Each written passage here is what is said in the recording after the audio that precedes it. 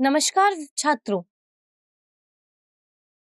आपका स्वागत है आज के व्याख्यान में।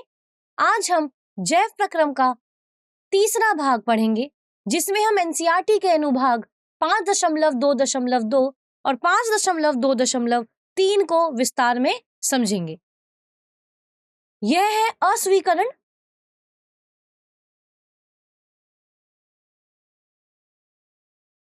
अब हमारे आज के व्याख्यान के सीखने के उद्देश्य। तो सबसे पहला है कि विषमपोषी पोषण की अवधारणा को समझना और यह स्वपोषी पोषण से किस तरीके से भिन्न है वह जानना। यानी कि इसका तात्पर्य है कि क्या हम इंसान या जानवर अपना खाना खुद बना सकते हैं? तो ऐसा संभव नहीं है। हम खाने के लिए दूसरों पर निर्भर हैं। इसी को विषमपोषी पोषण कहते हैं, जो कि हम आज के व्याख्यान में समझेंगे। और इसी पर आधारित हम विषमपोषी पोषण और हम विषमपोषी उपभोक्ता के बारे में भी जानेंगे। इससे हम सीखेंगे, यानी कि विषमपोषी पोषण के विभिन्न प्रकारों के बारे में जानेंगे कि वे मृत जीवी हैं, परजीवी हैं या वह पूर्णजीवी हैं।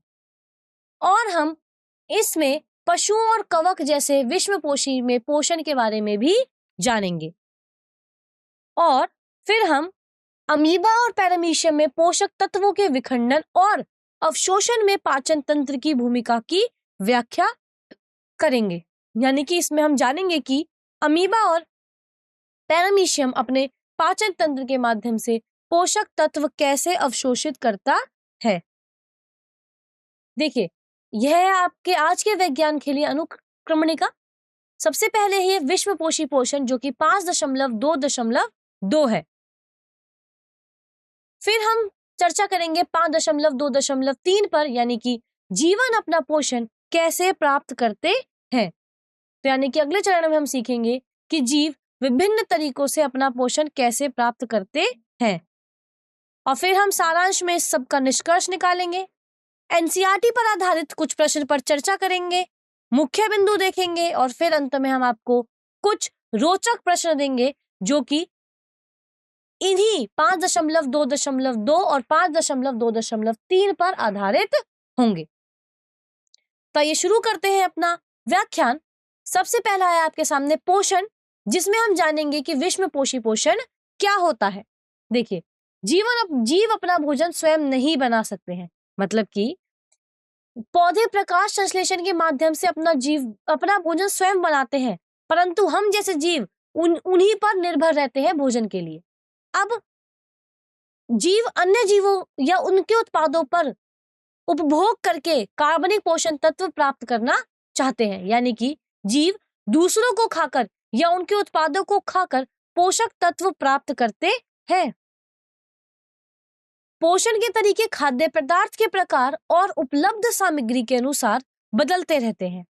उदाहरण के लिए, उबलना या ग्रिल करना जैसे व्यंजनों के तरीके अलग अलग पोषक तत्वों के संरक्षण को प्रभावित करते हैं। यानी कि कुछ भोजन स्थिर होते हैं या कुछ भोजन गतिशील होते हैं। इसका तात्पर्य यह है कि स्थिर होना यानी कि जैसे घास, और चलने वाला जैसे कि हिरण। तो घास एक उत्पादक है, जबकि हिरण एक उपभोक्ता है। यह दिखाता है कि ऊर्जा पारिस्थितिक तंत्र के माध्यम से कैसे चलती है। शाकाहारी जैसे गाय के जटिल दांत और पौधों को पचाने के लिए लंबी पाचन नली होती है। मांसाहारी जैसे शेर के तेज दांत और मांस के लिए छोटी पाचन नली होती है। कोई समीकरण की आवश्यकता नहीं है। अब हम विषमपोषी पोषण के प्रकार देखते हैं कि क्या होंगे। सबसे पहले हम पूर्णभक्षी के बारे में जानेंगे कि प्राणिसम पोषण की वह विधि है जिसमें जीव ठोस जटिल कार्बनिक खाद्य पदार्थों का अंतःग्रहण सेवन करते हैं। इस प्रक्रिया में मुख्य रूप से 5 चरण सम्मिलित होते हैं। सबसे पहला है अंतःग्रहण, पाचन, फिर अवशोषण, स्वांगीकरण और बहिष्करण। इसके लिए किसी रासायनिक सामग्री या किसी रासायनिक समीकरण की आवश्यकता नहीं है। जटिल ठोस भोजन के अंतःग्रहण में उसे चबाना, लार के साथ मिश्रित करना और निगलना सम्मिलित है।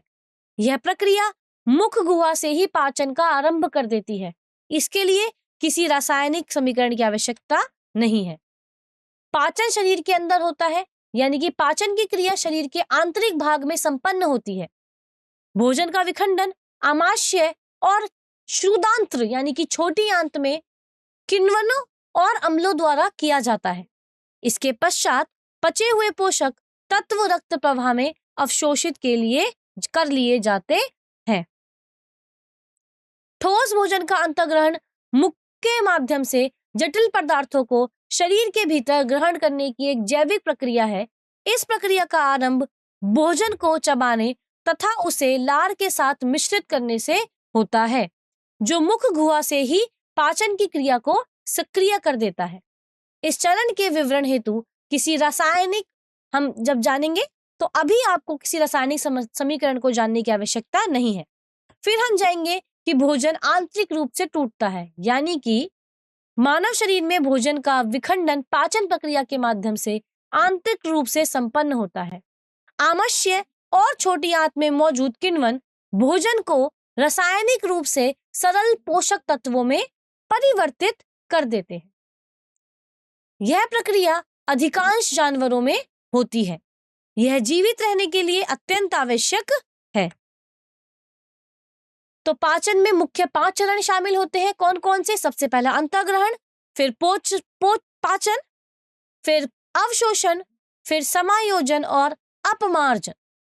कोई समीकरण यहाँ पे हम देखेंगे। हमने 5 मुख्य रूप के चरण देखे जो कि पाचन के लिए आवश्यक होते हैं। आइए कुछ उदाहरणों का अवलोकन करते हैं, जैसे कि अमीबा, मनुष्य और जंतु। ये सभी क्या है? सजीव प्राणी है।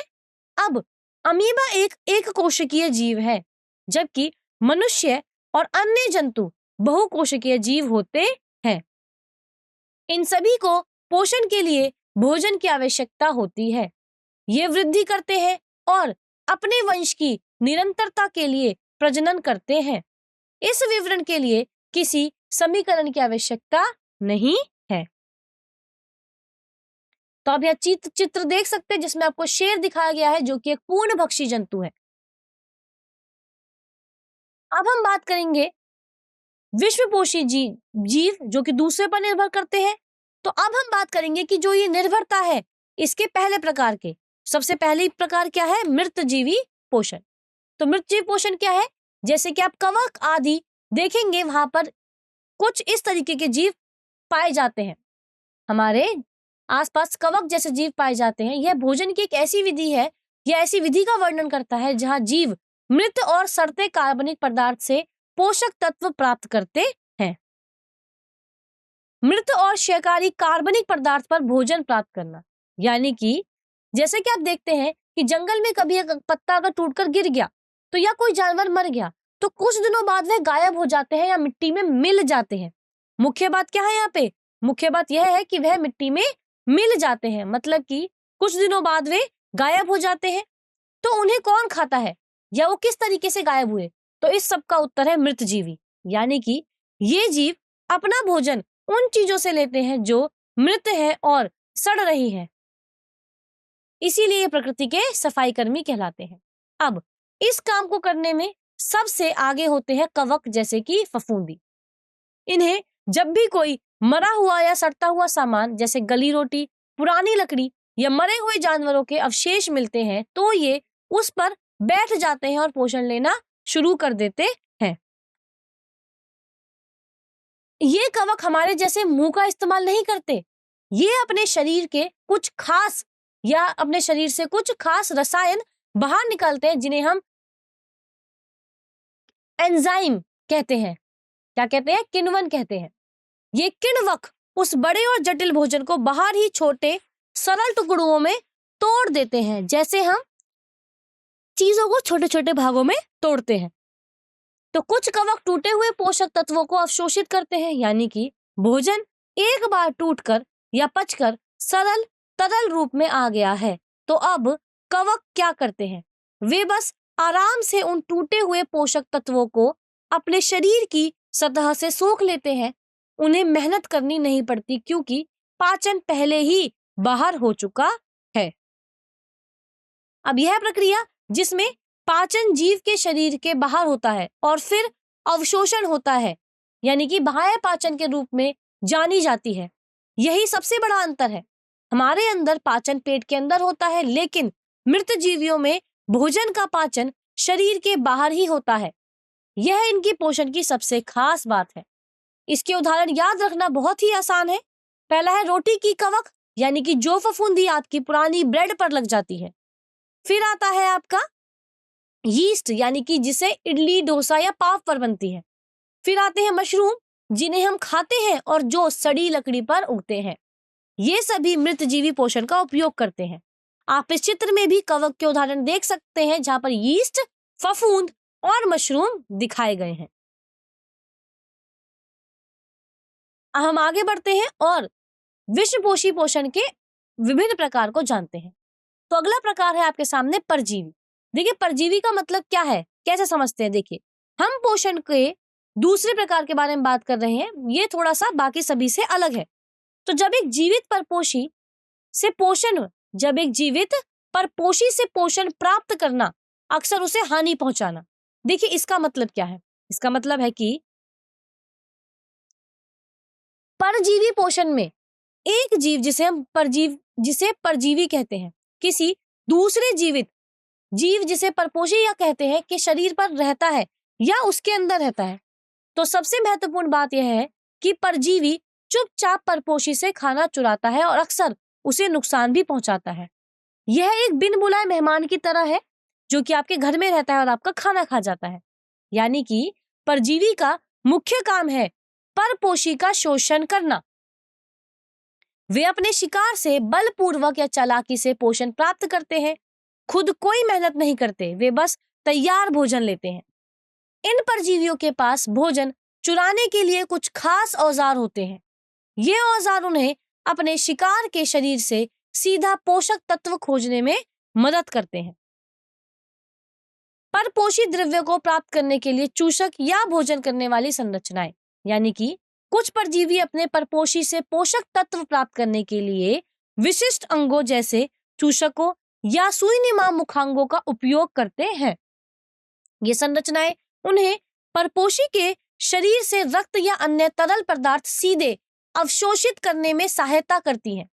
उदाहरण के तौर पर मच्छर और किलनी जैसे जीव अपने मुखांगों से रक्त चूसते हैं। कई बार सीधा, जैसे यहाँ पे रक्त को चूसने की बात करी, तो सीधा चूसना संभव नहीं होता है। तब परजीवी मृत जीवियों की तरह ही किण्वक छोड़ते हैं। ये किण्वक परपोषी के ऊतकों को नरम बनाते हैं या तोड़ देते हैं, ताकि पोषक तत्वों को आसानी से सोखा जा सके। फिर कोशिका भक्षण एक ऐसी जैविक क्रियाविधि है जिसमें एक कोशिका अपने बाहरी आवरण, यानी कि प्लाज्मा झिल्ली का विस्तार करके किसी ठोस कण या अन्य कोशिका को पूरी तरह घेर लेती है और उसे अपने भीतर समाहित कर लेती है। उदाहरण, इसमें कुछ आम उदाहरण इस तरीके से। सबसे पहला है कसकट्टा, यानी कि अमर बेल। यह एक पीली रंग की बेल है जो दूसरे हरे पेड़ों पर लिपटी रहती है और उन्हीं से अपना पोषण लेती है।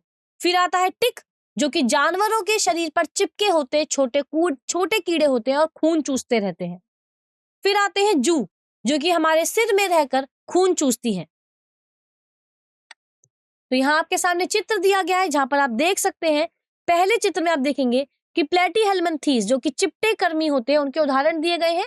पहला उदाहरण है आपके सामने फीता कर्मी का और दूसरा है यकृत पर्णकर्मी का। पहला फीता कर्मी, दूसरा यकृत पर्णकर्मी। और यहाँ पे आप दूसरा चित्र देख सकते हैं, जो कि जू को दिखा रही है।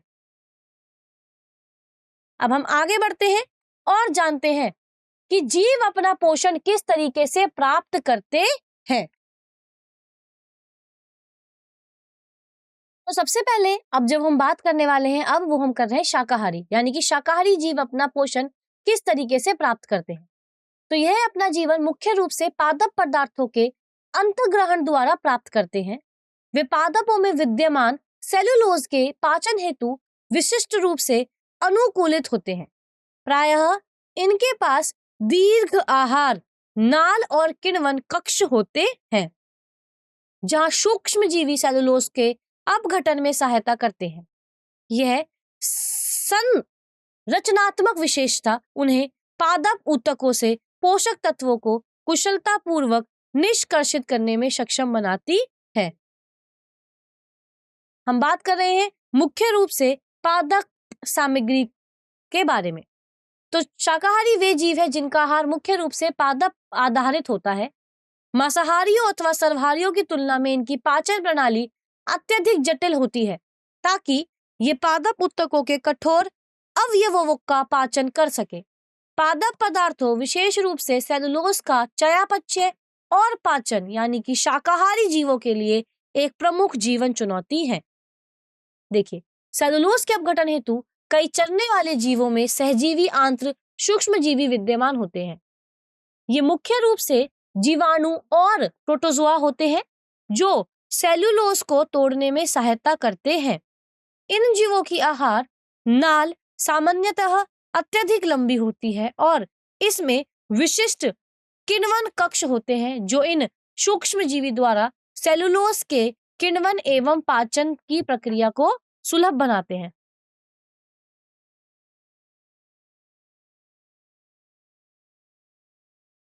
शाकाहारी जीवों में सेलुलोज के पाचन हेतु दीर्घ आहार नाल और किण्वन कक्ष पाए जाते हैं।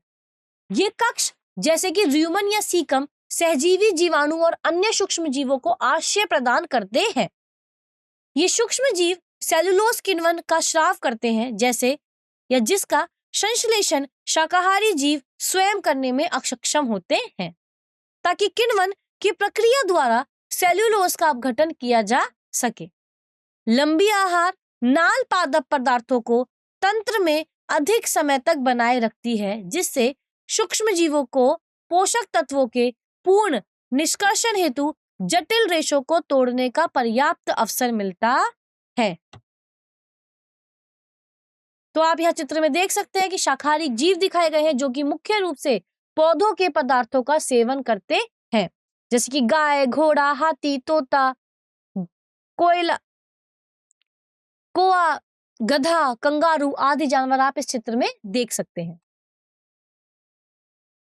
अब हम जब बात करेंगे कि मांसाहारी जीव के बारे में कि वे अपना पोषण किस तरीके से प्राप्त करते हैं, तो मांसाहारी वे जानवर हैं जो मुख्य रूप से मांस खाते हैं, अन्य जंतुओं को खाते हैं। तो हमने बता दिया कि मांस खाते हैं तथा वे अपनी ऊर्जा और पोषक तत्व प्राप्त करते हैं एक आहार से जो मुख्य रूप से या केवल पशु ऊतकों से बना होता है। वे एक पारिस्थितिका तंत्र में उपभोक्ता के रूप में वर्गीकृत किए जाते हैं और अन्य पशुओं की आबादी को नियमित करने में मदद करते हैं। मांसाहारी जानवरों में शिकार करने, उसे पकड़ने और पचाने के लिए शारीरिक समायोजन होते हैं। इन समायोजनों में मजबूत जबड़े और तेज दांत शामिल हैं, जो मांस को फाड़ने और हड्डियों को कुचलने में काम आते हैं। छोटे पाचन तंत्र या छोटी पाचन नालिका का मतलब यह है कि जानवर तेजी से पोषक तत्वों को अवशोषित करते हैं। यह मांसाहारियों में आम बात है क्योंकि उन्हें ज्यादातर पोषक तत्व मांस से मिलते हैं, इसलिए वे शाकाहारियों की तुलना में एक छोटा और सरल पाचन तंत्र रखते हैं। ऐसा इसलिए है क्योंकि पादप ऊतक की तुलना में पशु ऊतक को पचाना आसान होता है, जिसमें सेलुलोज होता है।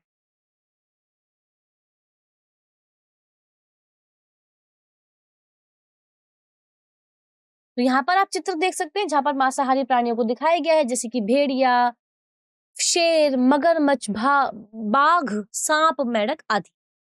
आगे बढ़ते हैं और जानते हैं कि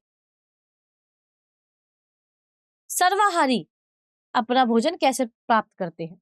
तो सर्व का मतलब होता है सब कुछ और आहारी मतलब खाने वाला, यानी सर्वाहारी वो जानवर हैं जो सब कुछ खाते हैं। तो पादप और जंतु दोनों पदार्थ का सेवन करते हैं। बहुमुखी पाचन तंत्र होता है, यानी कि इनका पाचन तंत्र बहुत ही खास है। बहुमुखी मतलब यह बहुत तरीके से खाना को पचा सकता है।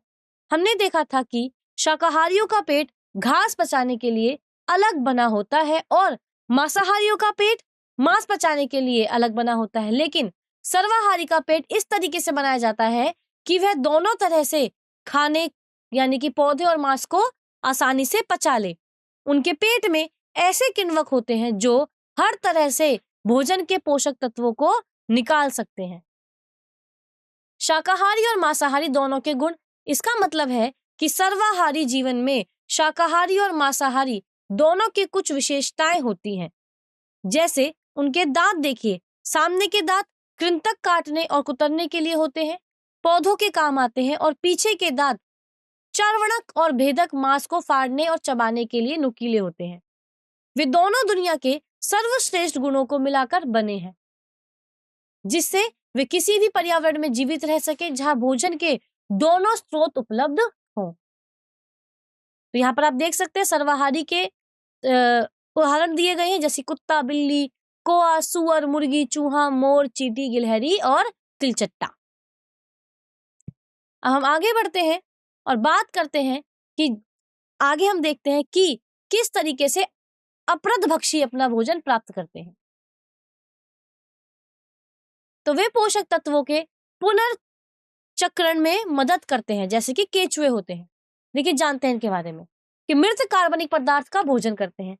तो देखिए, अपरदभक्षी वे जीव हैं जो मृत शरीर यानी कि मरे हुए जीव और सड़ने वाले पदार्थों जैसे कि कार्बनिक पदार्थ को अपना भोजन बनाते हैं। अपरद का मतलब होता है सड़ा गला कचरा।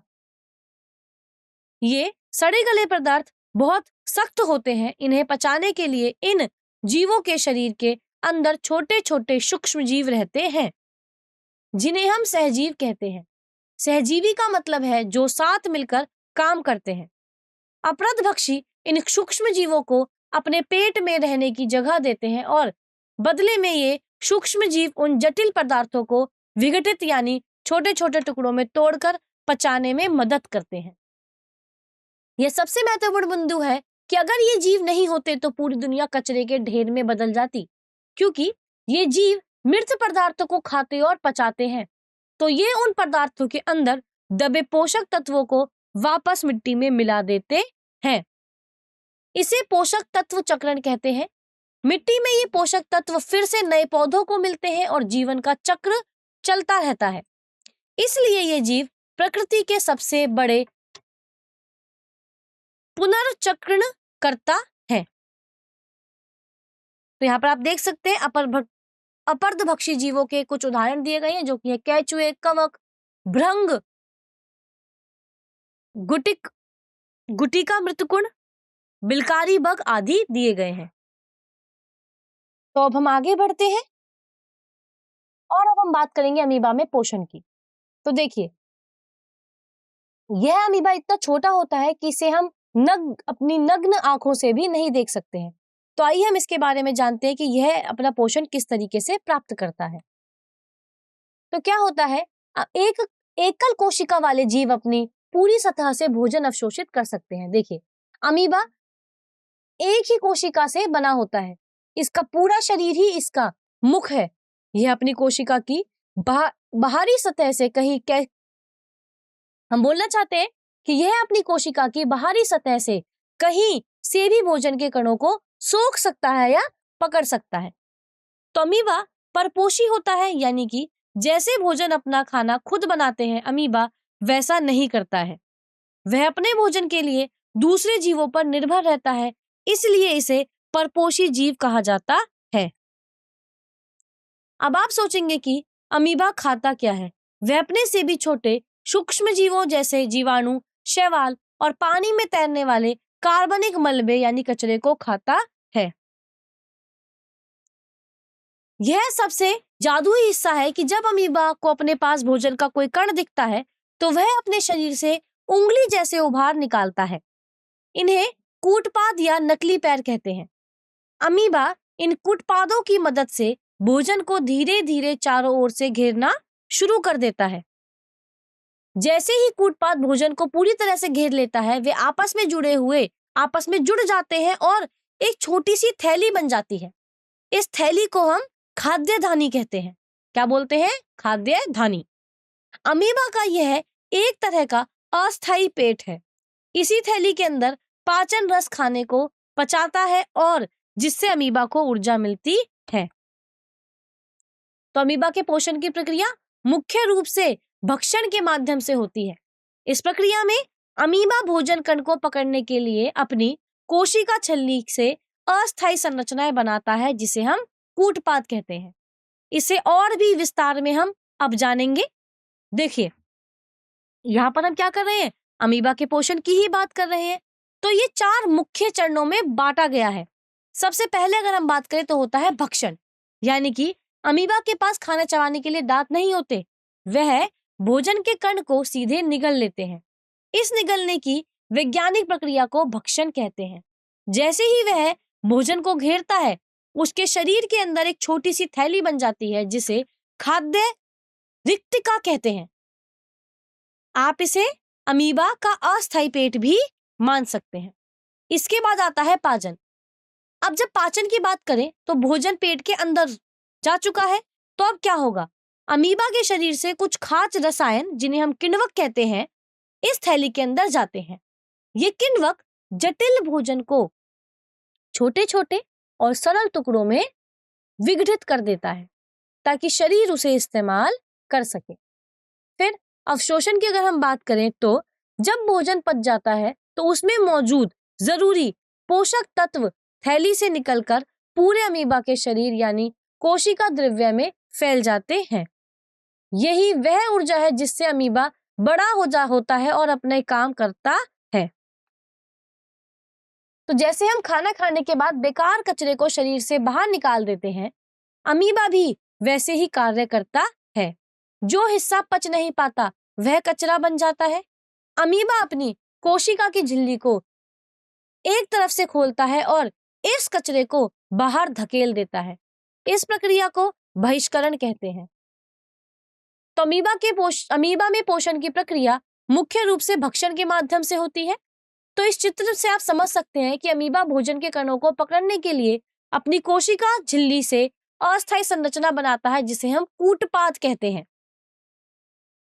ये कूटपाद भोजन को पूरी तरह घेर कर शरीर के अंदर एक थैलीनुमा खाद्य धानी का निर्माण करते हैं। खाद्य धानी के भीतर पाचक रस भोजन को सरल पदार्थों में तोड़ देते हैं, जिसका बाद में अवशोषण हो जाता है। अंत में अनपचे हुए अपशिष्ट पदार्थों को कोशिका झिल्ली के माध्यम से शरीर के बाहर यानी कि बहिष्करण कर दिया जाता है। अब हम आगे बढ़ते हैं और बात करते हैं पैरामीशियम में पोषण की। तो देखिए, पैरामीशियम भी एक कोशिकीय जीव होता है। इसका मतलब कि खाना खाने, पचाने और कचरा बाहर निकालने का सारा काम यही एक अकेली कोशिका करती है। अमीबा का रूप बदलता रहता है, लेकिन पैरामीशियम ऐसा नहीं करता। इसका आकार निश्चित होता है। यह देखने में बिल्कुल एक चप्पल की तरह दिखाई देता है। अमीबा शरीर के किसी भी हिस्से से खाना निगल लेता था, पर पैरामीशियम ऐसा नहीं करता। इसके पास खाना खाने के लिए एक खास द्वार या विशिष्ट स्थान होता है, जिसे हम कोशिका मुख कहते हैं। पैरामीशियम के पूरे शरीर पर हजारों छोटे छोटे बाल जैसी संरचनाएं होती हैं, जिन्हें सीलिया कहते हैं। ये सीलिया पैरामीशियम को पानी में तैरने और अपना खाना खोजने में मदद करती हैं। अब आप सोचेंगे कि बिना हाथ के यह खाना मुख तक कैसे पहुंचता है? तो ये सीलिया पानी में एक खास लहरदार गति पैदा करते हैं। जैसे पतवार नाव को आगे बढ़ाती है, वैसे ही ये सीलिया भोजन के कणों को धकेलते हुए सीधे इसके मुख यानी कि ग्रहण स्थल तक पहुंचा देती है। हम बात करेंगे पैरामीशियम के चित्र की, तो आप देख सकते हैं यहाँ पर हर एक भाग को दिखाया गया है। एक कोशीय जीव की मूल संरचना को यह दर्शाता है। आप यहाँ देखेंगे कि पक्षमाभ जो कि सीलिया है, गुरु केंद्रक और लघु केंद्रक जो केंद्रक के प्रकार है, संकुचनशील रसधनी और खाद्य रिक्तिकाएं स्पष्ट रूप से दिखाई गई हैं, जो इस जीव की शारीरिक संरचना को समझने में मदद करती है। आगे बढ़ते हैं और पैरामीशियम के पोषण को ही हम जानते हैं। तो सबसे पहले है भोजन ग्रहण करना। यानी कि पैरामीशियम के पास हमारे जैसे हाथ तो नहीं होते, पर वह अपने शरीर पर मौजूद छोटे छोटे बालों जैसी संरचनाओं, जिन्हें सीलिया कहते हैं, उनका उपयोग करते हैं। जैसे ही भोजन मुख के पास पहुंचता है, कोशिका झिल्ली उसे अंदर की तरफ खींच लेती है और चारों तरफ से घेर लेती है। इस निगलने की क्रिया को भक्षकाणु क्रिया कहते हैं। इस निगलने की क्रिया को भक्षकाणु क्रिया कहते हैं। इसके परिणाम स्वरूप शरीर के अंदर एक छोटी थैली बन जाती है जिसे खाद्य रिक्ता कहा जाता है। अब भोजन सुरक्षित रूप से शरीर के अंदर पहुंच चुका है तो क्या होगा? पाचन। तो भोजन को सीधा इस्तेमाल नहीं किया जा सकता, सबसे पहले उसे तोड़ना होगा। तो पैरामीशियम के शरीर से पाचन किण्वक इस खाद्य रिक्ता के अंदर प्रवेश करते हैं। ये किण्वक जटिल भोजन के कणों को बहुत ही सरल और छोटे टुकड़ों में विघटित कर देते हैं। जब भोजन पूरी तरह से पच जाता है तो उसमें मौजूद प्रोटीन, कार्बोहाइड्रेट और अन्य पोषक तत्व थैली से बाहर निकलकर सीधे पैरामीशियम के कोशिका द्रव्य में घुल जाते हैं। यही वह पोषण है जिसमें पैरामीशियम को बढ़ने और हिलने डुलने की शक्ति मिलती है। अंत में भोजन पच नहीं पाता, वह बेकार कचरा बन जाता है। पैरामीशियम के पास इसके लिए एक निश्चित विकास द्वार होता है जिसे गूदा छिद्र कहते हैं। यह छिद्र खुलता है और सारा अपशिष्ट पदार्थ कचरा शरीर के बाहर निष्कासित कर दिया जाता है। तो अब यह चित्र में देख सकते हैं कि किस तरीके से पैरामीशियम में पोषण की प्रक्रिया होती है।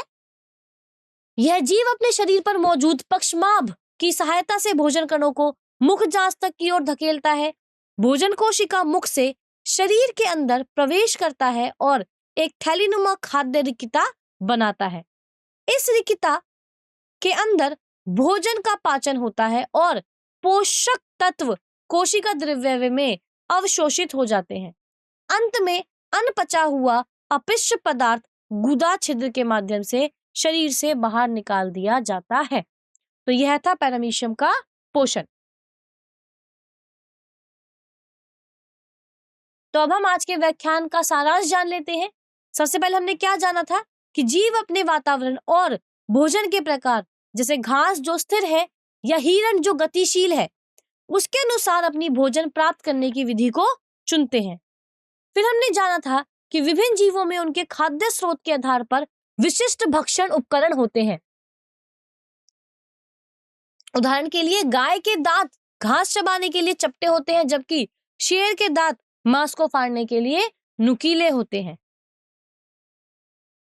कुछ जीव कवक फफूंदी भोजन को बाह्य रूप से पचाते हैं और पोषक तत्वों को अवशोषित करते हैं। यानी कि कवक और फफूंदी जैसे जीव भोजन को शरीर के बाहर ही कवक द्वारा गला देते हैं और फिर उसे सोखते हैं। आंतरिक पाचन यानी कि मनुष्य और अधिकांश जानवर भोजन को पूरा निगलते हैं और शरीर के अंदर पाचन तंत्र में उसे पचाते हैं। कुछ जीव जैसे अमरबेल, जूं, चींचड़ी दूसरे जीवित प्रणाली जैसे परपोषी के शरीर से पोषण लेते हैं, लेकिन उन्हें मारते नहीं हैं। परजीवी जीव परपोषियों के बारे में बात करें तो एक ऐसी विधि है जिसमें एक जीव किसी दूसरे जीवित के शरीर पर या उसके अंदर रहकर अपना भोजन प्राप्त करता है। इसकी मुख्य विशेषता यह है कि परजीवी अपने फायदे के लिए परपोषी को नुकसान तो पहुंचाता है और उसे कमजोर कर देता है, लेकिन उसे जान से मारता नहीं है, जैसे कि अमरबेल या चिचड़ी। और फिर हमने अमीबा के बारे में जाना था, जो कि एक कोशिकीय जीव है जिसकी खाद्य रिक्ताएं बनाने और भोजन पचाने के लिए अस्थायी प्रवर्धकों का उपयोग करता है। फिर हमने पैरामीशियम के बारे में जाना था, जिसकी आकृति निश्चित होती है और यह अपने पक्षमाभ की लहरदार गति से भोजन को एक विशिष्ट मुख स्थल तक पहुंचाता है। और अंत में हमने जाना था पैरामीशियम के पाचन के बारे में ही, जिसमें हमने बोला था कि किसी भी जीव के शरीर के अंगों की संरचना, दांत, जबड़े और पेट यह तय करते हैं कि वह क्या खाएगा और उसका शरीर उस भोजन को ऊर्जा में कैसे बदलेगा। तो यह था हमारा आज का व्याख्यान। आशा है आपको यह समझ में आया होगा। अब इसी व्याख्यान पर आधारित हम एक प्रश्न हल करते हैं। प्रश्न है कि निम्नलिखित में से कौन सा ऐसा एक जीव है, यह उसका उदाहरण है, जो आपके शरीर से बाहर भोजन को तोड़ता है? अमरबेल, अमीबा, मशरूम या हिरण? तो आइए इसका सही उत्तर देखते हैं। तो इस प्रश्न का सही उत्तर है मशरूम। मशरूम जैसे कवक अपने शरीर से बाहर भोजन सामग्री को तोड़ते हैं और फिर पोषक तत्वों को अवशोषित करते हैं। यह प्रक्रिया मृतोपजीवी पोषण के रूप में जानी जाती है। तो आप ये चित्र देख सकते हैं जिसमें कवक जगत के 3 प्रतिनिधियों को दिखाया गया है, जो कि यीस्ट, फफूंद और मशरूम है। ये सभी जीव पोषण के लिए एक विशिष्ट विधि अपनाते हैं जिसे मृतोपजीवी पोषण कहते हैं। इस प्रक्रिया में मशरूम जैसे कवक सीधे भोजन का अंतर्ग्रहण नहीं करते, बल्कि अपने शरीर के बाहर मौजूद मृत और विघटित होने वाली सामग्री पर पाचन रस छोड़ते हैं। ये रस भोजन सामग्री को सरल घुलनशील रूप में तोड़ देते हैं और फिर कवक अपनी सतह के माध्यम से उन पोषक तत्वों को अवशोषित कर लेता है। आशा है आपको यह प्रश्न समझ में आया होगा।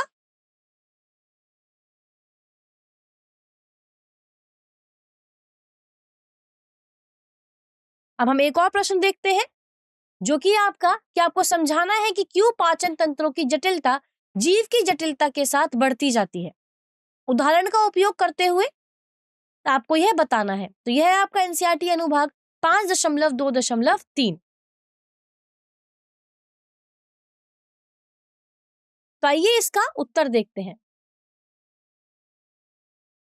देखिए, सबसे पहले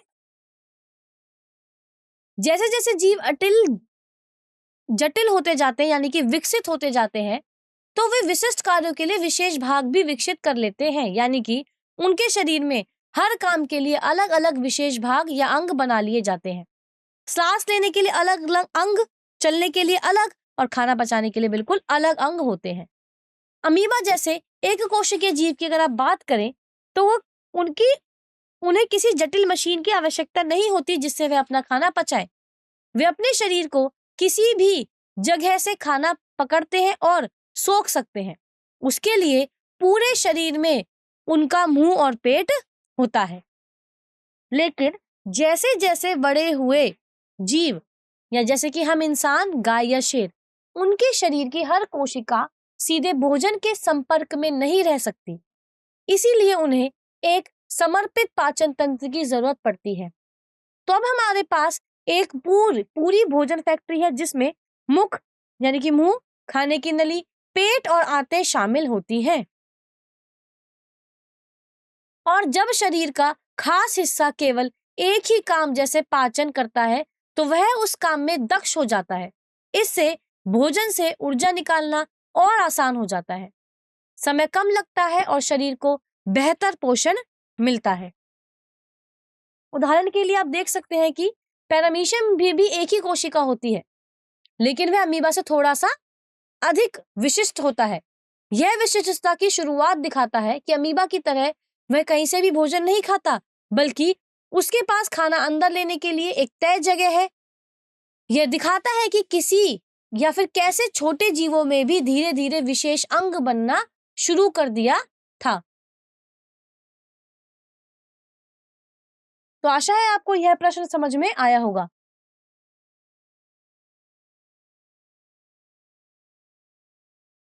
तो अब आपके सामने है कुछ रोचक प्रश्न। पहला प्रश्न है कि यदि एक अमीबा को ऐसे वातावरण में रखा जाए जहां उसके खाद्य पद ठीक से कार्य न कर सके, तो यह उसके अस्तित्व को कैसे प्रभावित कर सकता है?